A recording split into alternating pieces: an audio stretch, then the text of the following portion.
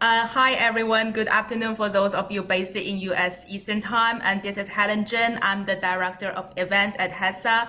We are very honored here today to have Professor Nikolai Gvosdev joining us from his personal nuclear bunker. And Professor Nikolai Gvosdev is Professor of National Security Studies at the U.S. Naval War College and held the Jerome E. Levy Chair of Economic Geography and National Security. He is the editor of Orbis, senior fellow at the Carnegie Council for Ethics in International Affairs, a co-host of the Doorstep podcast, a contributing editor at the National Interest, and a non-residential senior fellow at the Foreign Policy Research Institute. He is the co-author of Decision-Making in American Foreign Policy, Translating Theory into Practice, co-editor of the Oxford Handbook of U.S. National Security, author of Russian Foreign Policy, Intersect Vectors and Sectors, U.S. Foreign Policy and Defense Strategy, and The Receding Shadow of the Prophet, The Rise and the Fall of Political Islam,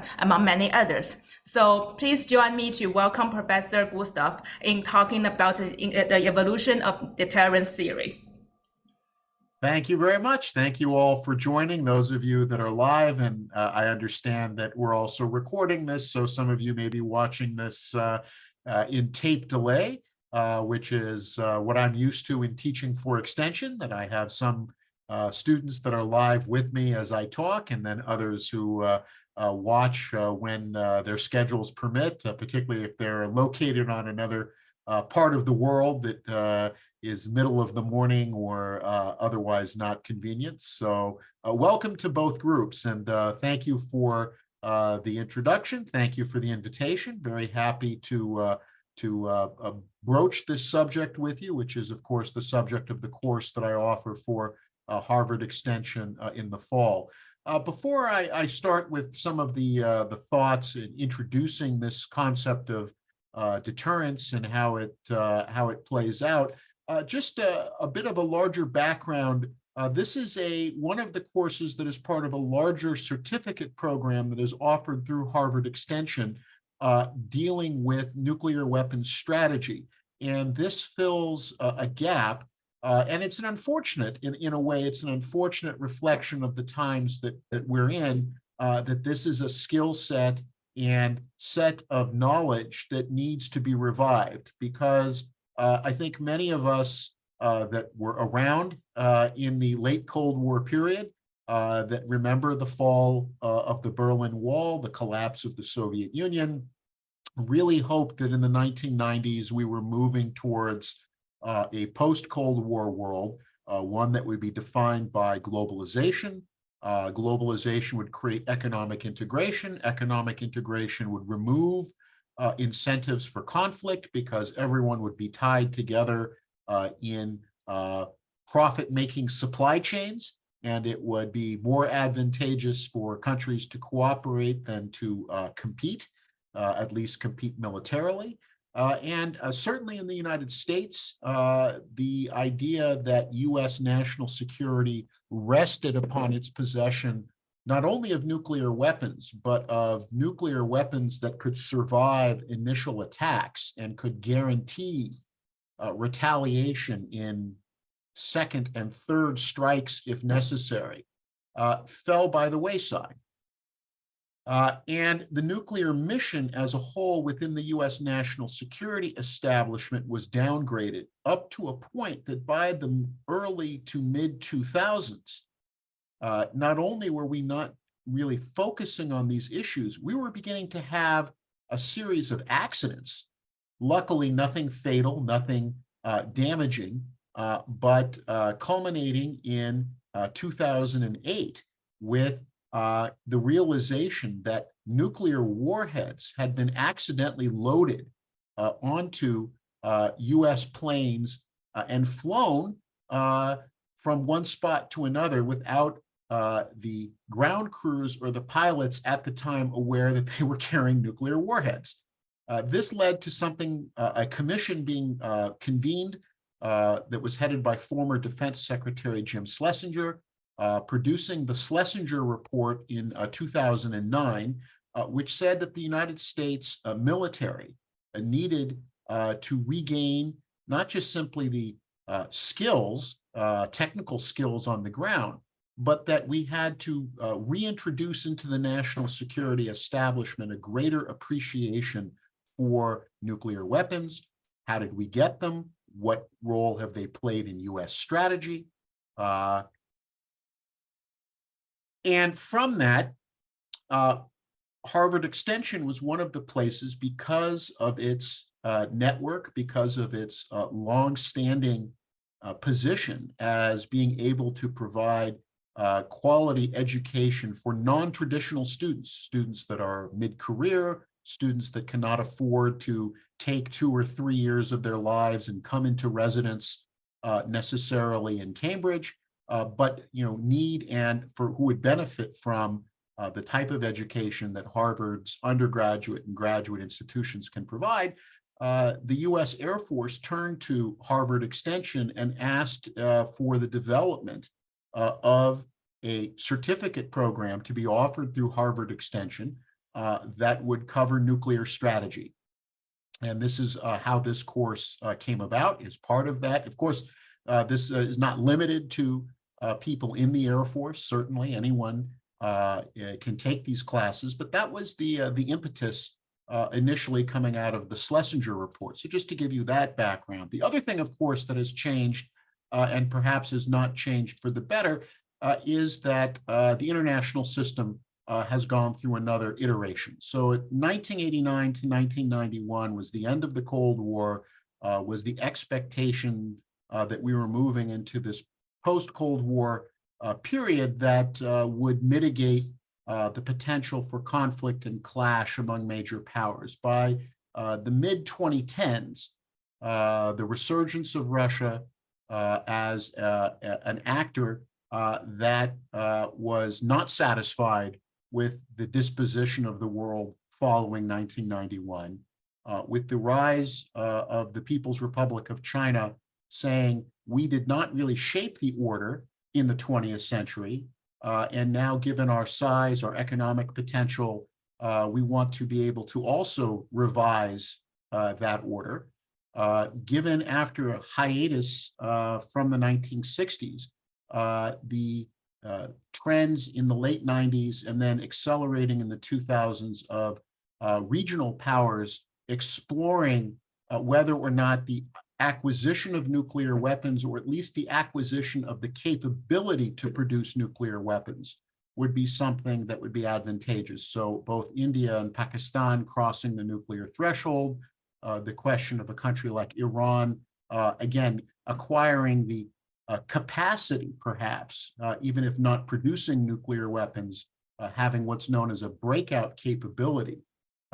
All of this has meant that the nuclear issue has come back as a front and center issue in international affairs. And so on the one hand, you had this demand signal from the Air Force and other parts of the US government saying we need to bring back graduate level coursework around nuclear strategy. And then, of course, changes in the international environment where nuclear weapons have reemerged as a factor in how major powers interact with each other, and how major powers want to have the option of resorting to, or at least pointing to the fact that they have nuclear weapons as a way to shape their relations, certainly with other countries and then with other great powers. So that's a bit of a long-winded way to begin of, where did this course come about? Why is this course in the course catalog? And that is to give you a sense of where the where this has originated from. I've got the chat open. So one of the ways in which when I teach for Extension and I do the live webinar is because I've got the two-screen approach, is I can always keep the chat open, which means that at any point, if anyone has a thought, a question, a comment, wants something, hey, you just said something and it wasn't clear, or can you expound on that a bit more, feel free to type that into the chat. I'll see it populate in real time and be able to address it. So just wanted to give everyone that heads up that don't feel you need to hold a question or comment to some point further down in the program, you can immediately use the chat if the thought comes to you, and bring that in there. All right, so I thought I would just put together a few of the slides, that kind of lay out some of the general concepts and to help frame comments and discussion as we move through our time together. Go ahead and call that up and make sure that let's put the chat window back there, and I think we're ready to go. Essentially, we can, you might be familiar. There's a classic story going back 2,000 years where a Roman officer asks the sage Hillel to explain the Torah in the time that it takes him to stand while he's standing on one foot. Can you explain what we're doing in the time that I'm balancing on one foot?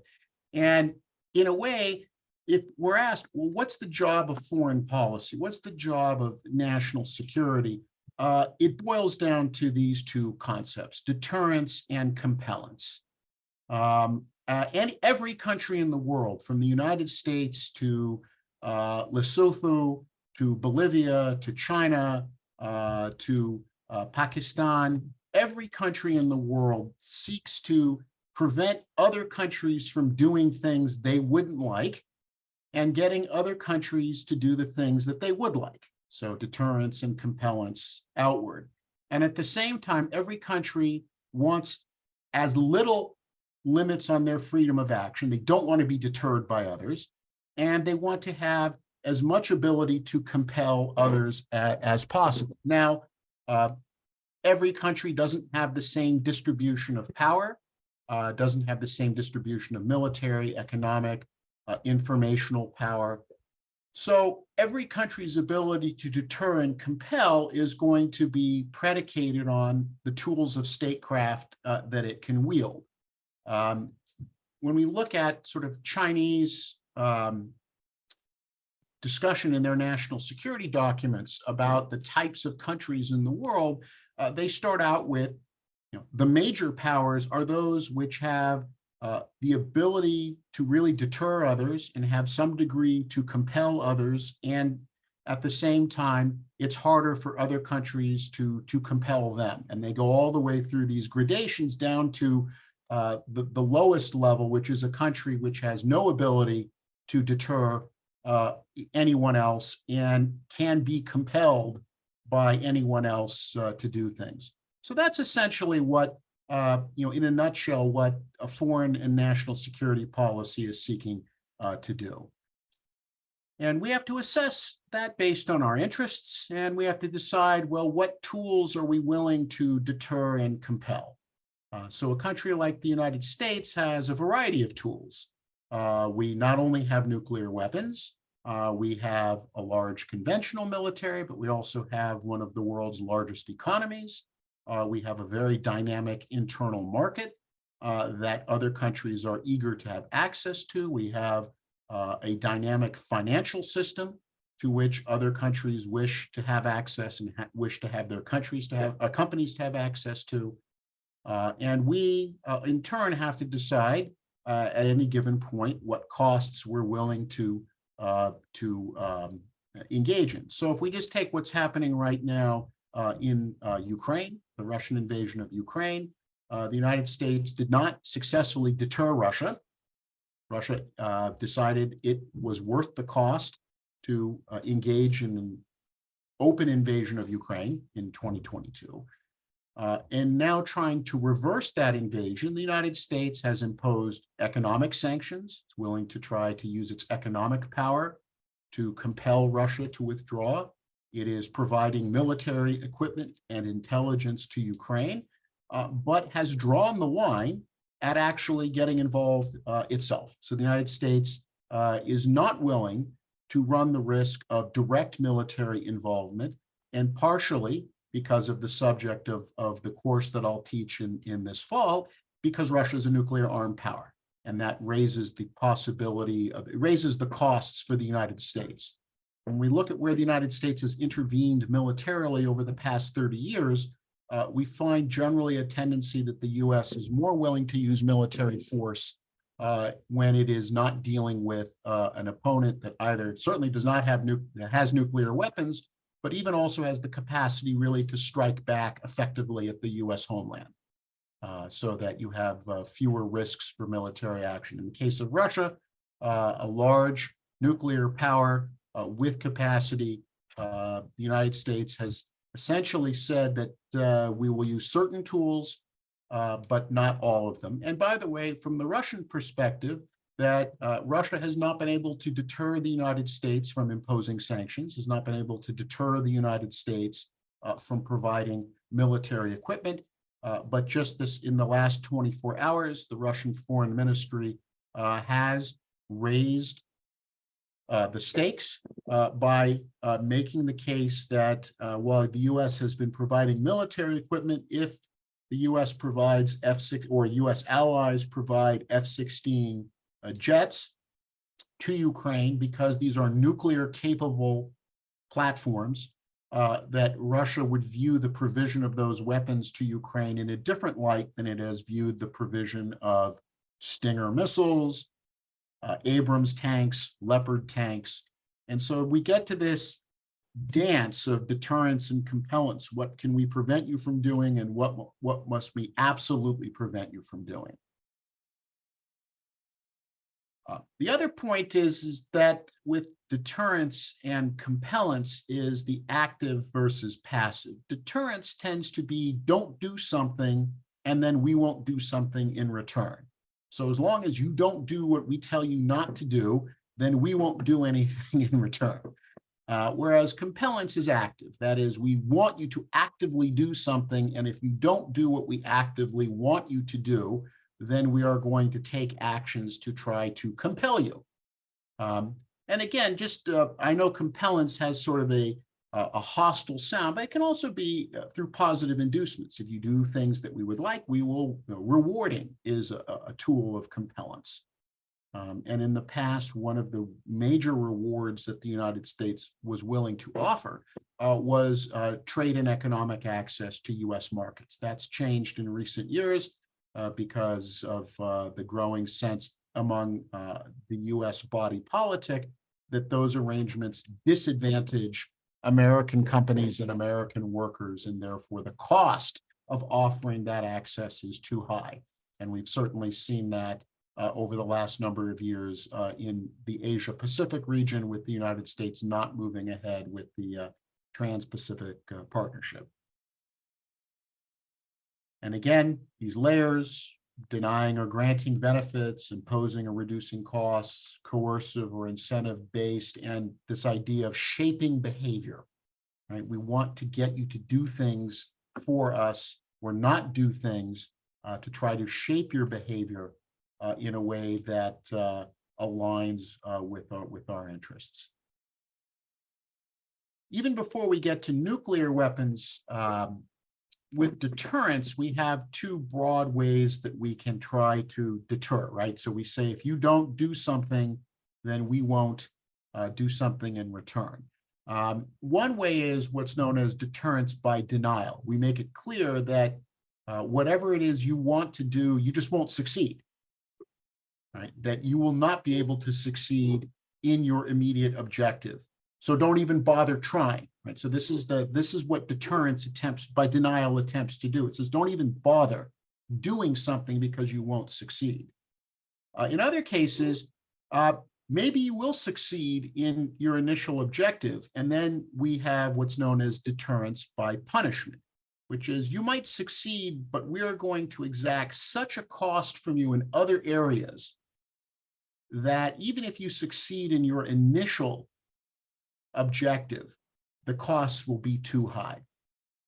And again, this is what then raises the question of linkage. What are you going to link together? So if I don't want you to invade, so we saw this with last year, the United States warned Russia in February of 2022, don't invade Ukraine or don't start active operations in Ukraine.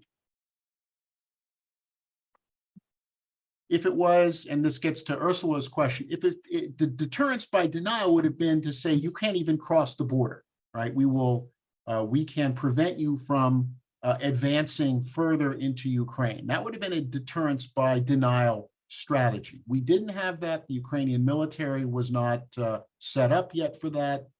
And so when the Biden administration warned the Kremlin in February, days before the invasion started, it did not do a deterrence by denial. It warned of devastating economic sanctions, that there would be devastating economic consequences for Russia, on the belief that weakening the Russian economy to such a point that it would create domestic unrest inside of Russia, which would then compel the Russian government to stop its invasion of Ukraine. In other cases, we have deterrence by denial. This is what we are attempting to do, say, for example, with regard to the weapons that we have provided to Taiwan, which is to say a cross-strait invasion has no chance of succeeding from the start. The costs will be too high, so don't even start, because you will not have a chance at success. So that's essentially kind of the difference between these two types of deterrence. So I hope that that answers the question. Deterrence, fits then largely into our understand a larger question of diplomacy and force. So we turn to the works, and one of the authors that we will be delving in quite deeply in the course in the fall is Thomas Schelling, the economist, the game theorist, who applied those concepts to understanding how nations use force and the threat of force to try to achieve their objectives. And diplomacy, right, in any case, is about bargaining. Right? So diplomats meet, they start with an opening position, usually a maximalist position. The other side offers counterproposals. And diplomacy is about bargaining to see, can you get to an outcome that both sides may not be 100% thrilled with, but which is beneficial to both sides. Now, force plays a role in that, because when you're bargaining, your ability to say, in the absence of reaching a settlement, if we go to force, do I believe that it's better for me to compromise with you? Because the alternative is, do I think you have sufficient force? And this is how Schelling defines it: your ability to take or hold something by sheer strength, skill, ingenuity, and infliction of violence and suffering, which is, you're offering me this. I may say it's 60% of what I want, but then I look at your capabilities and I say, well, if you use force, do I end up getting 40% or 30%? Is the cost too high? On the other hand, I may look and say, do I think you're actually prepared to use force? Maybe you say that you are, but you don't really have the capabilities, or you're not serious.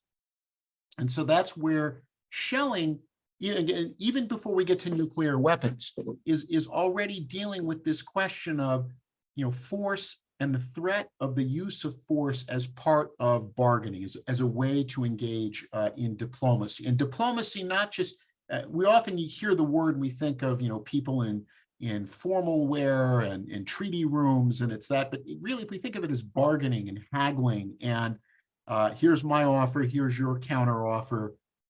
Is there a split? Is it just simply taking the difference? Or, and again, with the understanding that, what is the alternative? If force is used, do I get a better deal or a worse deal down the road?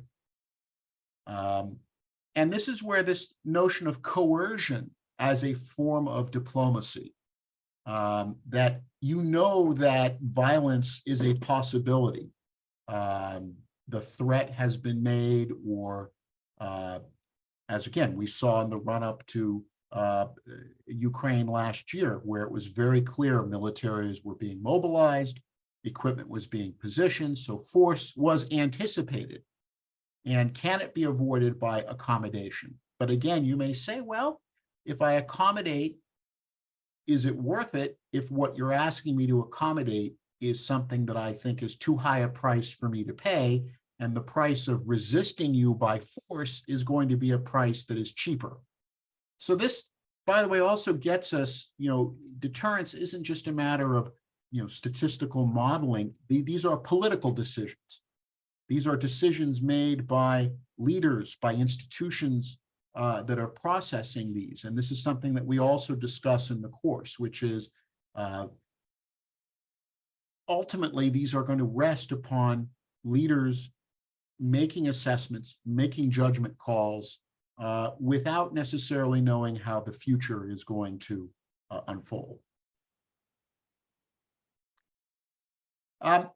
Robert Art, who is another one of the thinkers that we look at, and I just wanted to get to this bottom point because this also, again, credibility is something that we will be discussing a lot, particularly when it comes to nuclear weapons and the threat of the use of nuclear weapons. Is that credible?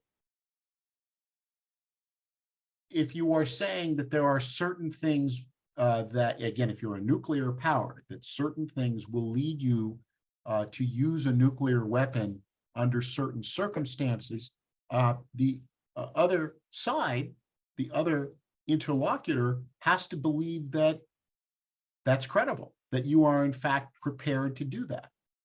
If I don't think that you are prepared to do it, then I will discount your statements.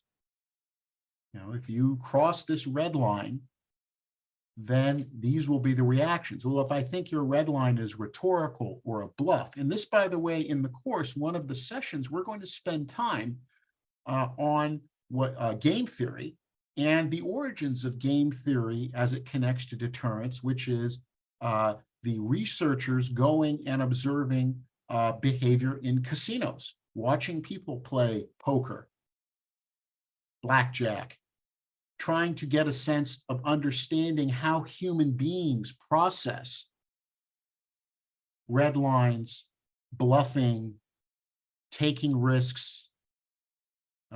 Some of the game theorists of the 1950s also, and this was a very dated activity, but from the 1950s, but were very fascinated by and went out to observe teenagers in terms of watching teenagers playing chicken in cars. Why would when two teenagers are deciding that they're going to rush at each other in a car at full speed, and what causes someone to swerve? What causes someone to stay the course?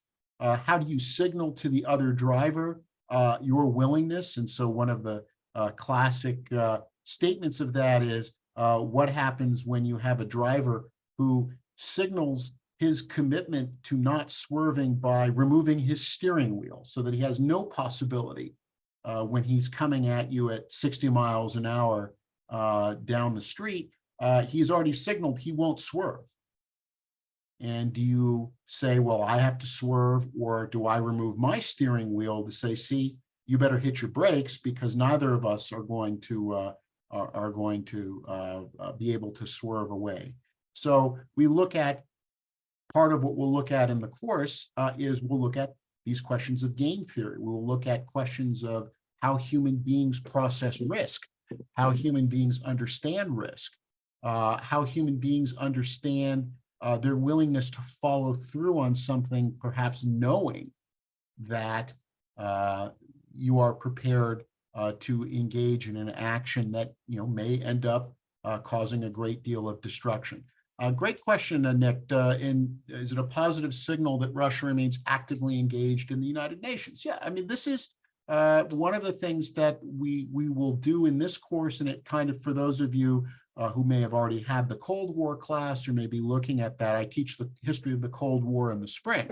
And there's a certain symbiosis between discussing nuclear deterrence and then understanding how the Cold War was conducted. As long as you still have venues for discussion, you still have channels in place, that is something useful because it means you haven't reached that final stage where communications are cut off and that there's no possibility of being able to walk back from the ledge. And so one of the things actually in both classes, we spend more time on the technical side in the deterrence class and more in the Cold War class in the spring on the political side, but the establishment of hotlines after the Cuban Missile Crisis, that before the Cuban Missile Crisis in 1962, this is a fascinating thing to keep in mind, there was no guaranteed way prior to 1962 for Washington and Moscow, for the leaders to have direct, effective, secure communications. And you had to rely, even in the Cuban Missile Crisis, on embassies being able to transmit, back channels, someone flying from New York to Moscow, or reporters trying to back channel through telegraph offices. There was no, yes, the leaders could communicate. You could pick up a phone and then work through switchboards and other things, but there was no dedicated crisis management line. And so the establishment of that first hotline, and now all the nuclear powers today have hotlines among each other. And that gets back, Nick, to your question here about engagement, that you cannot completely cut off communication between nuclear powers, even if you don't like what they're doing, because of the risk of miscalculation if you're not able to communicate what you're doing. This, by the way, has also been why earlier this year, it was not well publicized, but the CIA director went to Moscow. Not to be approval and, hey, you're doing a great job and we're really happy with what's happening in Ukraine, but partly to ensure that there are no miscommunications, or to try to cut down on the ability of an action being interpreted. Because one of the things in the course that we will look at later on, and this really draws on the work of people like Bob Jervis and Nina Tannenbaum and others, is in my own mind, I may do something that's extremely clear to me why I'm doing it and what I intend to do. And therefore, I project my understanding on someone else, my opposite number, because it's clear to me what I'm doing and what I intend. It should be absolutely clear to you. And in fact, that's not the case. That's not how human beings operate. And so we do need to have this degree of engagement and the ability, if nothing else, to say, when we are doing this, we are telling you why, this is what it's for. We're being transparent in a way for you not to draw the wrong conclusions. So that's a flip side from the credibility question.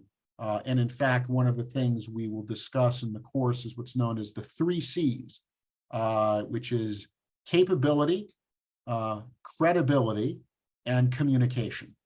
You need all 3 for deterrence of any kind, but particularly for nuclear deterrence to be effective. One of the things too with deterrence and compellence, and this goes for powers that are nuclear weapons, and by the way, this is of concern in the Middle East as well. When we look at the balance and we take the Middle East as an example. International relations is not static.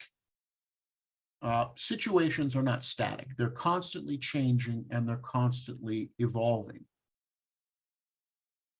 I may want to deter you from taking steps, because over time, if I deter you now, I might be able to compel you down the road, that the situation will change.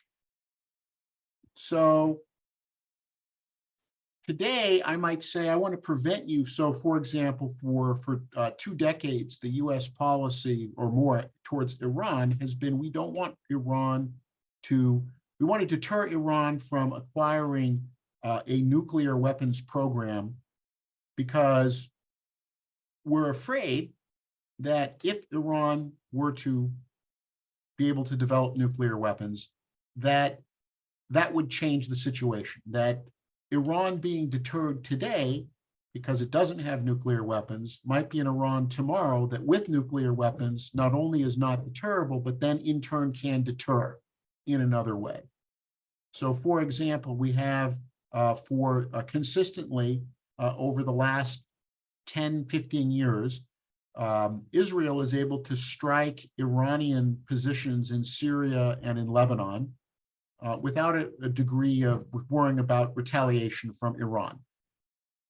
So Iran wants to ship missiles to Hezbollah in Lebanon. Israel is able to strike that convoy before it reaches Lebanon, usually on Syrian territory. People protest, but you don't have, Israel doesn't worry that that strike in Syria is going to lead to an Iranian response. Now, if you have an Iran that then is a nuclear armed power, it might say, if you strike our convoys in Syria, we reserve the right to strike you at some point, and that changes the balance. So deterrence and compellence are always in this evolutionary state. And on the one hand, you may say, I have red lines, don't cross them. And on the other hand, you might be saying, all right, here are your red lines.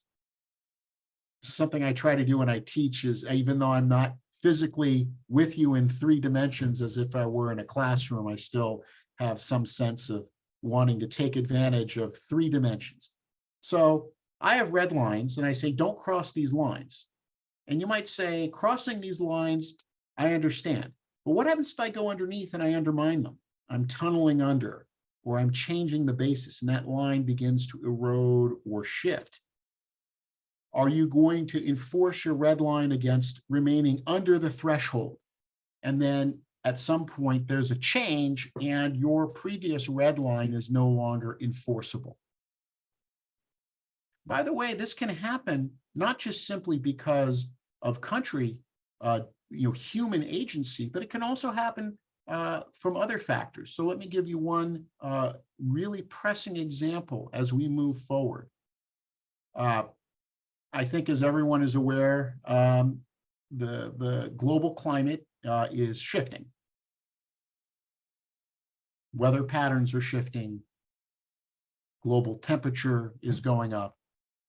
In the past, we and the Soviet Union and then the Russian Federation have relied upon a pretty robust polar ice pack in the North Pole, under which nuclear-powered submarines that can stay submerged for long periods of time, carrying nuclear ballistic missiles that are hard or nearly impossible to detect. That has been a part of our and Russia's second strike capability. As the climate shifts, as the ice melts, becomes thinner, and as our technology for sensing gets better, those subs, perhaps by the middle point of this century, are not going to be able to hide.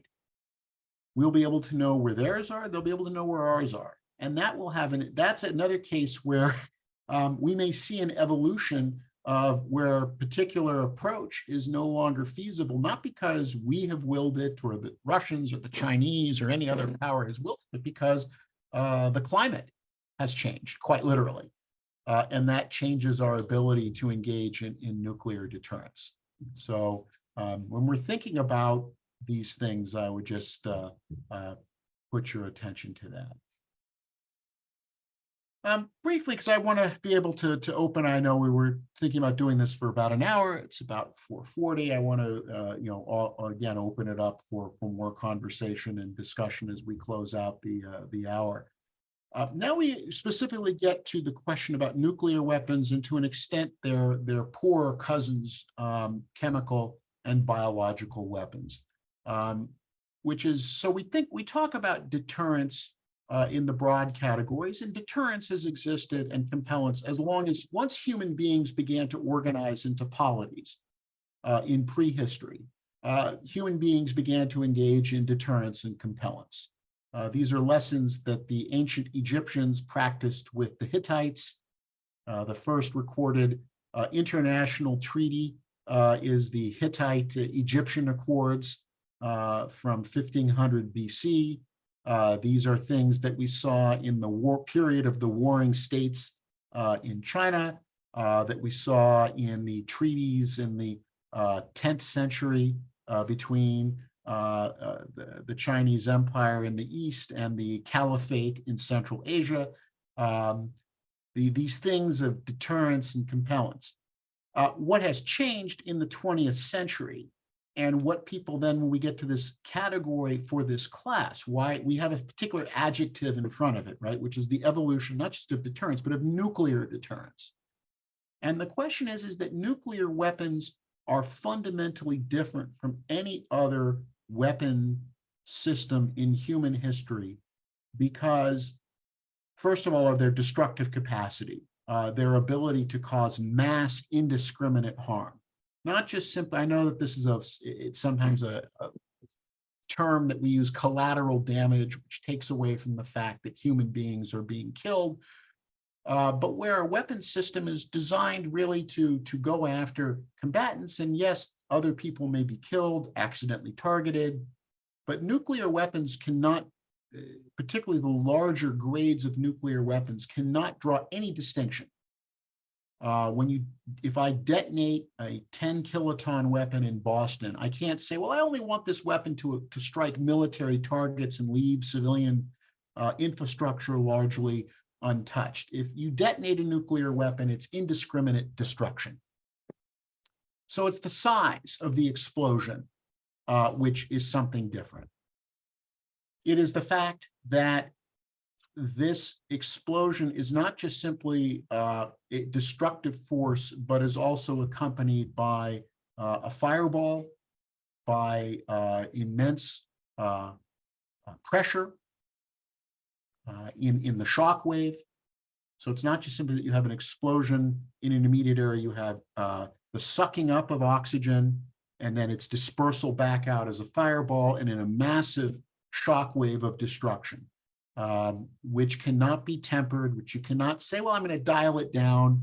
I only want this weapon to do this amount of damage. It's a very indiscriminate weapon. And it is difficult to, if not impossible, to control how it destroys. Again, biological and chemical weapons share that capacity with it.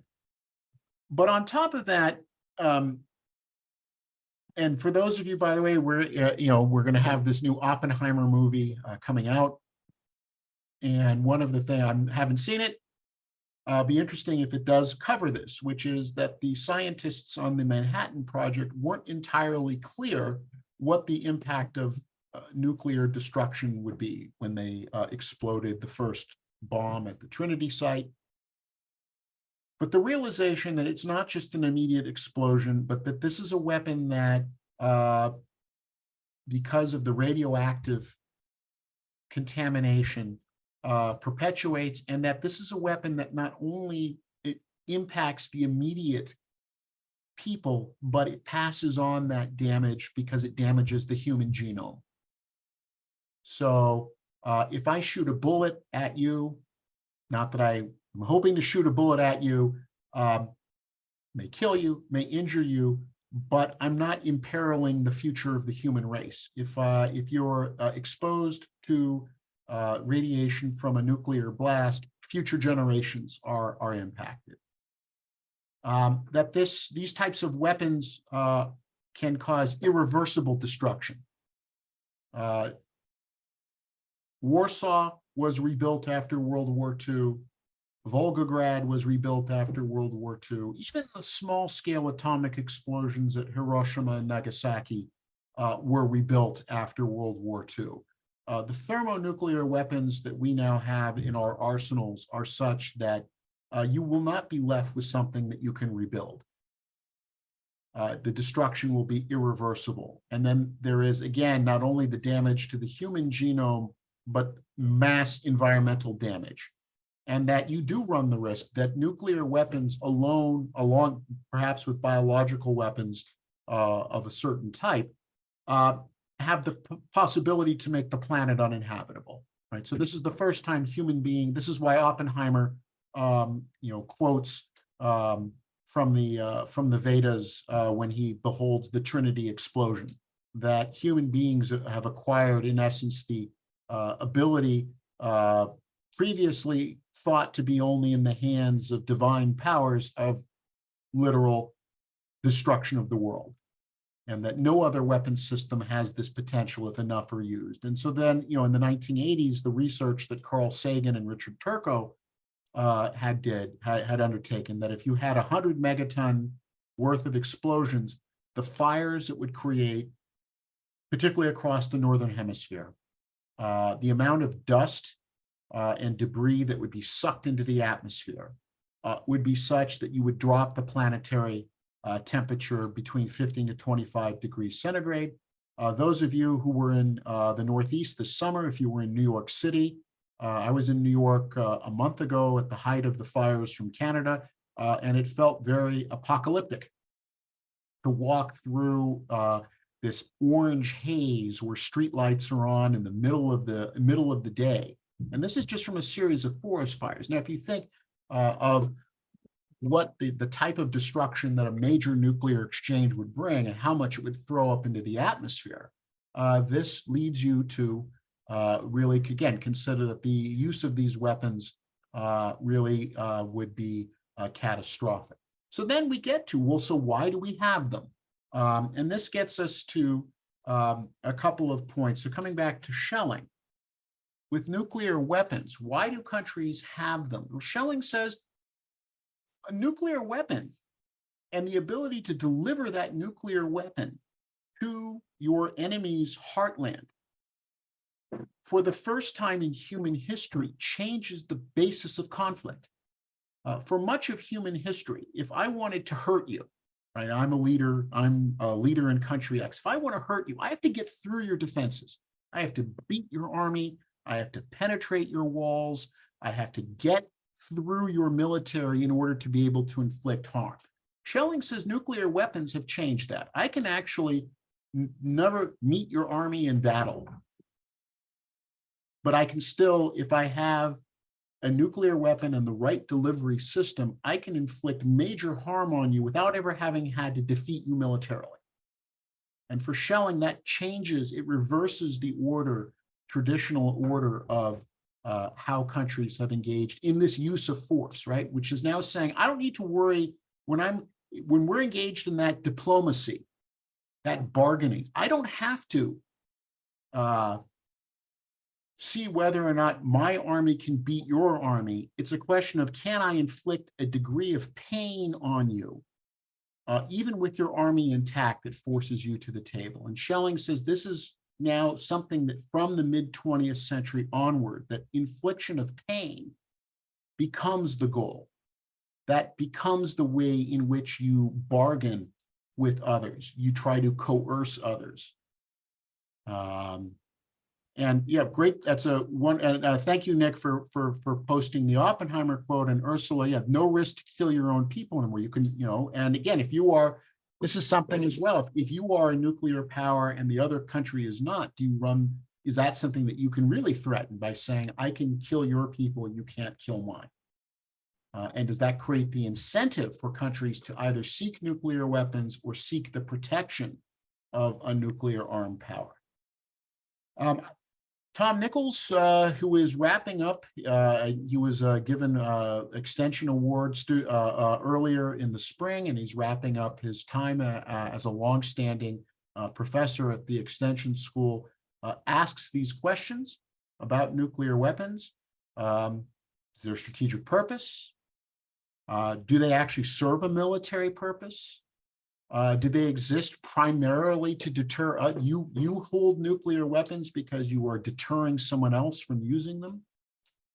Do you intend to use these weapons? One of the film clips that we'll look at in the course of our discussions, we'll spend a lot of time with Dr. Strangelove, which by By the way, some of the theorists that we will be reading about were consultants on the script for Dr. Strangelove. So that was a way for them to get their ideas into popular culture. But also The Mouse That Roared, where the purpose of doomsday weapons is for them never to be used. They're not intended to be used, but they just have to exist. You have to think that they might be used in order for everyone to be deterred. So those are some of the things that we are going to be looking at. So this is close this out. This is a way of kind of giving you in about an hour of what we would be doing in 13 weeks in the fall with looking at the evolution of nuclear deterrence, looking at some of the theorists, looking at how some of these ideas have penetrated into our policy. We'll spend some time with policy making as well, not just stay in the abstract, but how these actually get implemented. And even as I said before, how they're going to penetrate into popular culture. So Helen, with that, I know we said about an hour or so. I'm about 10 minutes if there's comments or questions, and I'm happy for as long as people have any questions or comments to be here with you. So I'll turn the floor back over to you at this point. Well, there is a long question in the chat box right now. I see it, yep. Yeah, I mean, this is a great question, and that is this, right? That is it better to possess nuclear weapons if you've had them and given them up? So we've had, or at least had the capacity. I mean, Ukraine did not actually. It had weapons on its territory, but it didn't have operational control of the weapons. In theory, over time, it might have been able to acquire it if they had kept them. You know, Taiwan, South Korea. Both had nuclear weapons programs, supposedly, and did not pursue them. South Africa had nuclear weapons and then gave them up. President Mandela renounced the use of weapons. And so then we get to these questions that have been posed, right? Well, you know, if you have them, do they deter? Would a country be less likely to bother you if you were nuclear armed? And this is, you know, it's a counterfactual. It's hard to say, well, would Russia have done something different with Ukraine if Ukraine were nuclear armed? The lesson, though, that countries are picking up on, and this gets back to the timing for this course, is in the early 2000s, the mid 2000s, there was a lot of discussion, and the late Amitai Etzioni was a big proponent of what he called deproliferation. That is, could you incentivize countries to give up nuclear weapons? What has happened in the international environment since then is the sense, whether it was the Libya operation, what's happened with Ukraine, is that if you're in an environment where you have a neighbor that is not, you don't trust, and you don't think is deterred by conventional means, do nuclear weapons provide that? You then have to get to the question of, well, is your possession of weapons, do you actually have capabilities, and are they credible? So one of the issues that has come up that we go back is, at what point did North Korea acquire a credible nuclear capability? Because the first when North Korea demonstrated it could detonate a nuclear device, it didn't have a nuclear device that was a capable weapon. The joke was that, you know, South Korea, North Korea could not say to South Korea, well, we need 4 days to assemble the giant crane over Seoul, and we have to truck everything in, and just give us 4 days and then we'll have a working weapon. It's not enough just to show that you can detonate a device. You have to show that you have it's a device that can be deployed quickly, and that you have the capability of reaching your opponent, and that you are willing to do so if necessary. So with Russia and Ukraine, one of the questions has been, is that a detonation on the territory in Europe, well, Far East is a different question, but for European Russia and Ukraine, is that there's no way to really split the difference. If I detonate if I'm a Russian detonating a nuclear weapon over Ukraine, Russia's going to suffer the fallout. And conversely, if Ukraine uses nuclear weapons, if they have them and they use them against Russia, then Ukraine faces the fallout. And so then, is that credible? Are you willing to take that loss? So this gets to what's known, and something we'll look at in the course as part of credibility, and what has been referred to in the Israeli context as the Samson approach.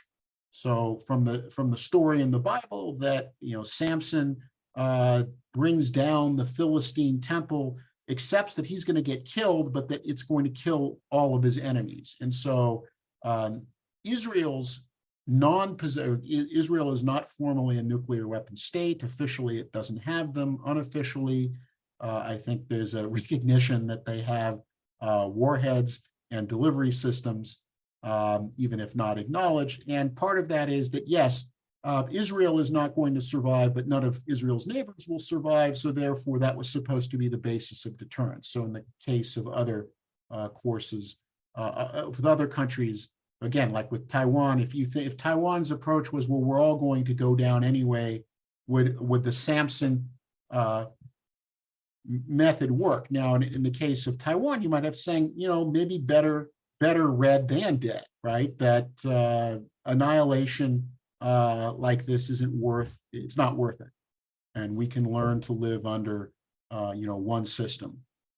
So again, that gets us back to these questions of credibility. And one of the things I hope this is conveying is how much this is subjective, how subjective it is in the minds of policymakers, politicians, military officers, but also the general public, their willingness to accept or not accept these types of questions. And this is one reason where the game theorists, when we do the class, one reason where the game theorists fell short is human beings were not 100% rational, in the sense, and I'm not talking about us being crazy or not crazy, but I mean is we're not machines who do cost-benefit analysis.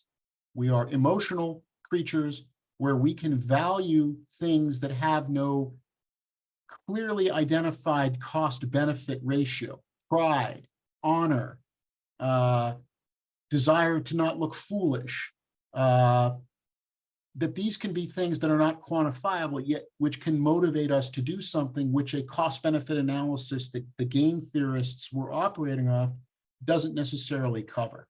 And so, when should we have nuclear weapons, not have nuclear weapons? That gets at the issue. I wanted to get to Chris, and then I'll get back to Andra's question there.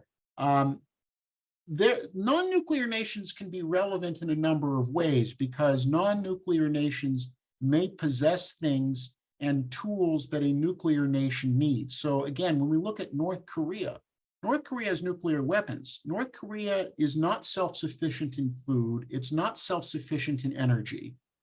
It needs these things.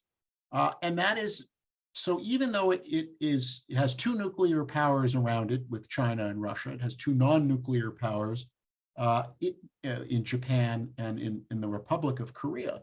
Those countries possess some tools, including the economic ones, which matter.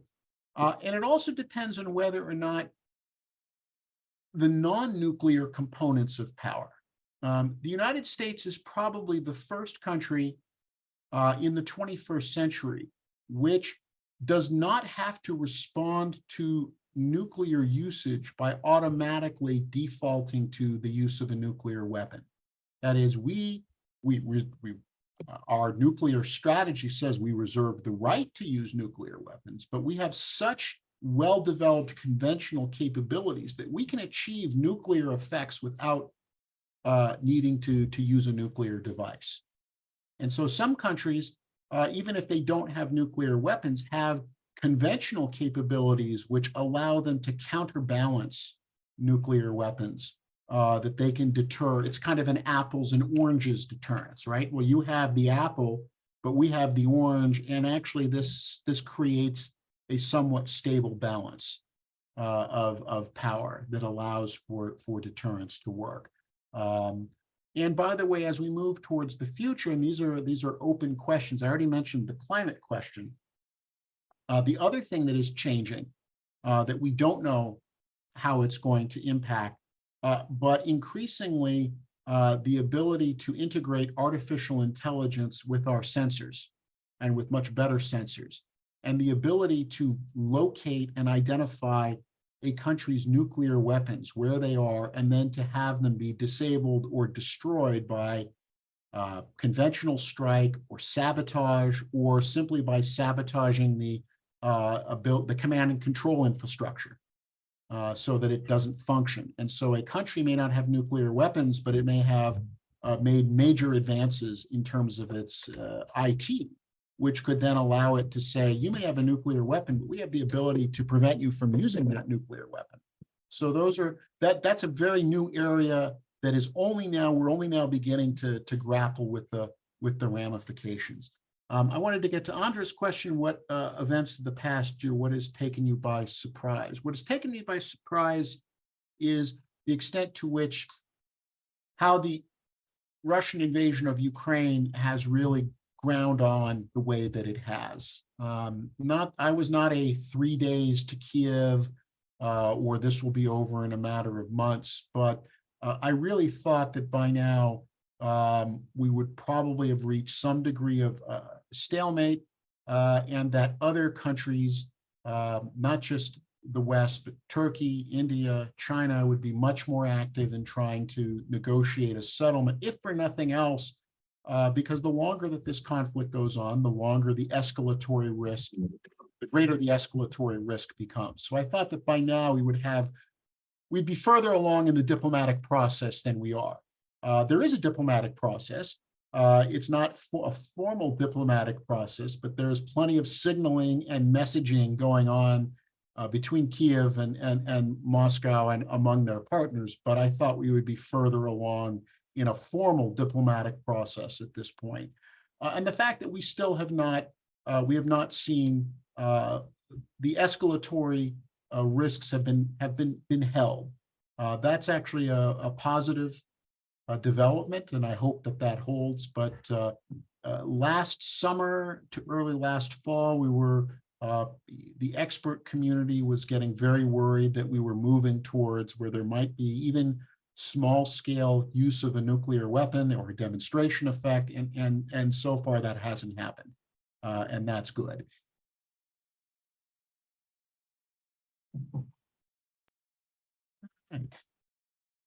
All right. If there are no any other questions, I do have 3 questions for standard professor and spotlights. The first question would be, what would be the #1 takeaway you want the students who are going to take this course to have? The takeaway, I think, as I said before, is to really understand the subjective nature of deterrence, but also to understand and grasp in a way that I think we have not since the 1980s, that global security rests still on weapons that have the capacity to destroy the human race. That we live with this sort of Damocles hanging over our head. We haven't thought about it perhaps in 30 years the way that, if anyone is a child of if we have any Gen Xers in the room that were scared to death by the Day After movie. But that's kind of the takeaway, that we still, even in the 21st century, your survival rests upon managing the existence of these weapons.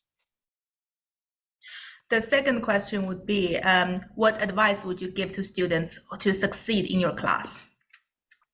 To succeed in the class, 2 things. One is engage with the material. That includes, obviously reading and that. But the second is, because so many of my students are asynchronous, that is, I would say about half of the students, because of where they're located or because of their job or career, don't always have the ability don't have the ability to be live. And so we do a series of discussion boards, and those boards are open 24 hours a day, 7 days a week, from the beginning of the class to the end. And as we go through the course, we add more discussion boards.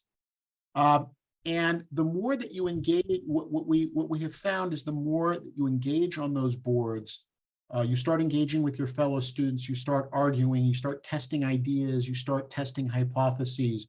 the more, and we have found a direct correlation, the more that you're engaged in the boards, the better overall outcome you have for the class. And the boards are a place, they're not graded. Your answers, it's just simply that you take part. That's what we're assessing. But the more that you're engaged in that, the more you feel comfortable with the material. And then when it comes to the graded components of the take-home midterm, take-home final, over the years we've been doing this, there is a direct correlation. The more you're engaged in the board, the more you're going to have a positive outcome for the course. And the third question would be, what are the books to read or movies to watch besides those are in your syllabus, and that is posted that people can find on the courses.dce.harvard.edu, and more information of the course as well, and also besides the Dr. Strangelove. Yeah. Well, Dr. Strangelove really is a good one because it gets at so many of these core issues that we're going to look at, and it does it so in a dark comedy. I would definitely, take a look at that. And then if you have the ability to access the Atlantic, and I think you can access the Atlantic through Harvard Library if you're not already a subscriber. Tom Nichols, and I saw in the chat that some people have had Tom already for courses. Tom wrote a very compelling essay last year about kind of nuclear amnesia. And why we need to start thinking about these again. That's a great way to open up for the class. As I said, we'll watch Dr. Strangelove. If you've taken Tom Nichols' Pop Culture of the Cold War class, you've already seen some of the classic movies, Failsafe among them, Threads, particularly if you don't want to have, I wouldn't recommend Threads if you don't want to have nightmares after watching it, but those are some good pop culture introductions to very serious concepts. But the way that pop culture was able to integrate them into that, I think, is it's a good way to begin to approach the material. All right. There is one more question in the chat box from Michael. Oh, yes. So she has from I saw that Danielle has put how you get to the Atlantic, and then Michael's question to directly engage with Ukraine, holding nuclear weapons. Yeah, I mean that's look, this is the and I know we're over time, so I know if people need to leave, feel free to log off or however that is. But Michael's raised a really good question, and this actually ties into as well a larger question about leaders and leaders' experiences and leaders. There's a term we call political maturity, which is there's a point in time, we're children, we become aware of the world, we become aware of the news.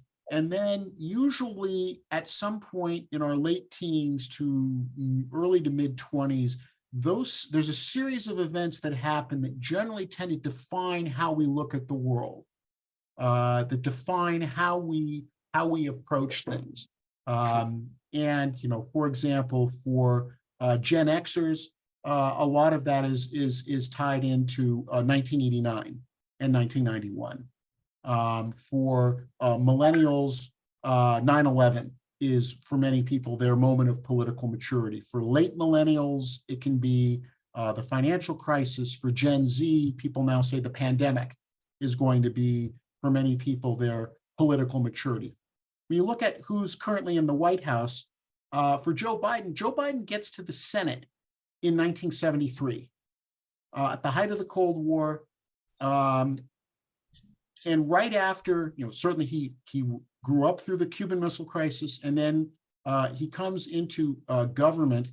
He's elected to the Senate right after. We're all aware of the Cuban Missile Crisis, but we also almost came close to a nuclear war in the context of the Yom Kippur War in 1973, because both the US and the Soviet Union went on nuclear alert during the Yom Kippur War, the Ramadan War between Israel and Egypt and Syria. And so you have a young senator coming in right at a time when, after the Cuban Missile Crisis, and then of course he's in government He's a young to beginning to be middle-aged senator when we have the Able Archer crisis in 1983, which was the last time that we came close to potential nuclear. The 1983 we call the most dangerous year of the Cold War. It's probably the next to the Cuban Missile Crisis.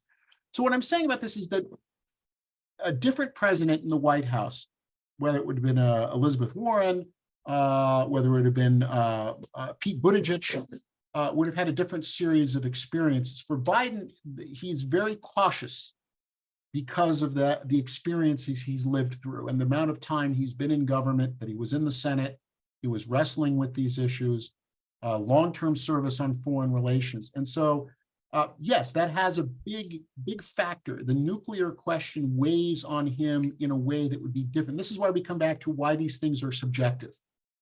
A post-Cold War president might not have that same impact. For Biden and therefore for Biden's people around him, he is going to be very, very concerned about that. And does that then send the signal that, yes, nuclear weapons are the way forward, or having a credible nuclear option?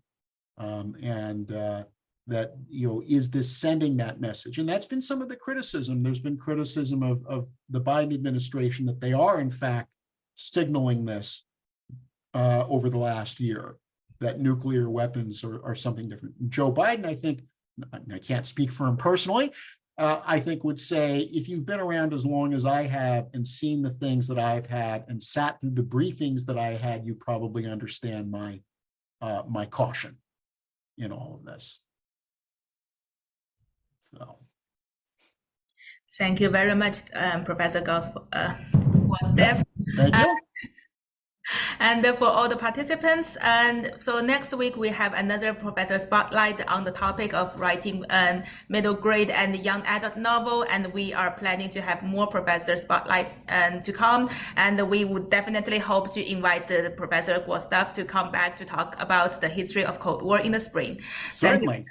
Thank you very much. Have a good day. All right. Thank you, everyone.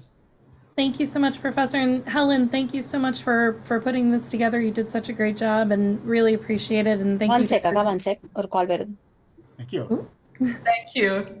Everyone have a good day. You too.